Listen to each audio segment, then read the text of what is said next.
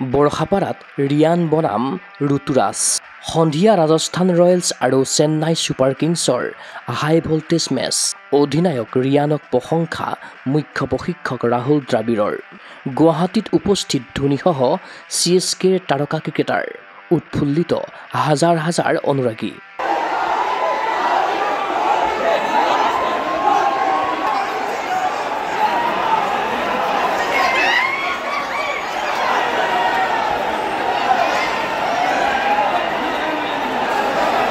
মাজত মাথোন কেইটামান ক্ষণ দেওবাৰে সন্ধিয়া 7:30 বজাৰ লগে লগে বৰষাপাৰাৰ AC ষ্টেডিয়ামত অনুষ্ঠিত হ'ব IPLৰ এখন ৰোমাঞ্চকৰ মেচ ক্ৰিজত নামিব ৰিয়ান পৰাগৰ নেতৃত্বৰ ৰাজস্থান ৰয়েলছ আৰু ৰুতুৰাজ গাইকোৱাৰৰ নেতৃত্বৰ চেন্নাই ছুপাৰ কিংছ এই মেচখনক লৈ ক্ৰিকেট অনুৰাগীৰ মাজত বৃদ্ধি পাইছে উৎকণ্ঠা কাৰণ চেন্নাই ছুপাৰ কিংছ দলত আছে কোটি কোটি ভাৰতীয়ৰ অন্যতম আবেগ MS ধোনী শনিবাৰে সন্ধিয়া গুৱাহাটীৰ বৰজাৰ বিমানবন্দৰত উপস্থিত হ'ল চেন্নাই ছুপাৰ কিংছৰ তাৰকা ক্ৰিকেটাৰসকল যোৱা 28 মাৰ্চৰ সন্ধিয়া চেন্নাইত RCBৰ বিৰুদ্ধে খেলি পুনে গুৱাহাটীলৈ আহিছে য়েল্লো আৰ্মি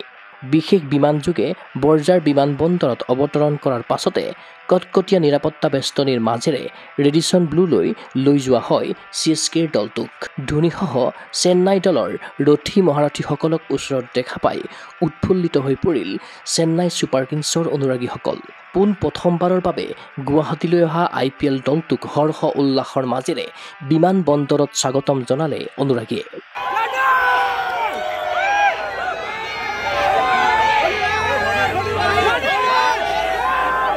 ইফালে মেচৰ পূৰ্বে শনিবাৰেও অনুশীলনৰ বাবে বৰষাপাৰালৈ আহিল ঘৰুৱা দল ৰাজস্থান ৰয়েলছ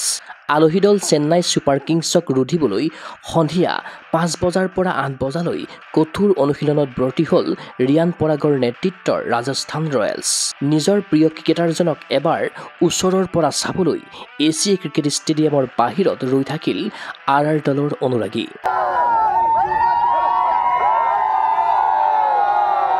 মেচৰ পূৰ্বে ৰাজস্থান ৰয়েলছ দলৰ মুখ্য প্ৰশিক্ষক ৰাহুল দ্ৰাবিড়ে সম্বোধন কৰে সংবাদমেল অধিনায়ক হিচাপে ৰিয়ান পৰাগৰ দক্ষতাক প্ৰশিক্ষক ৰাহুল দ্ৰাবিড়ে কৰিলে প্ৰশংসা Very good, I think he's adapted really well. It's not easy to captain when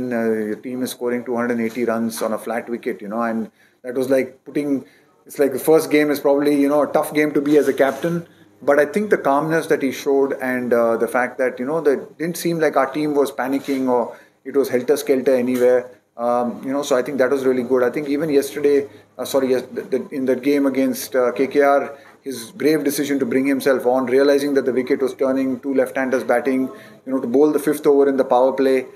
was a brave decision and a correct decision. And so, I think he's been very impressive. I think he's been very impressive. He's going to learn. Everyone, all of us learn as a captain. It's nice for him to get this opportunity till,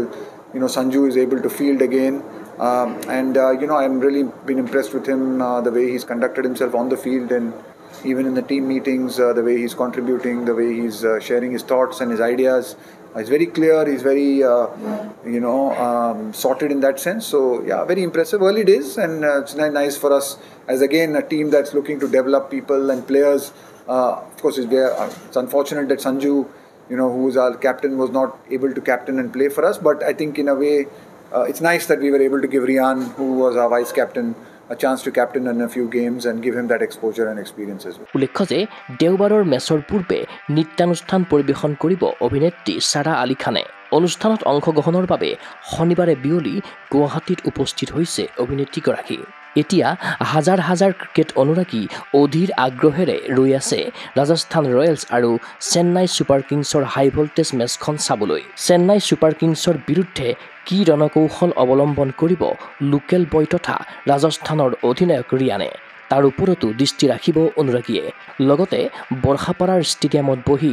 মাহিৰ বেটৰ পৰা বৰষা boundary আৰু over boundary চোৱাৰ আশাত বন্দী হাজাৰ হাজাৰ দৰ্শক news desk report কুগো sports এনে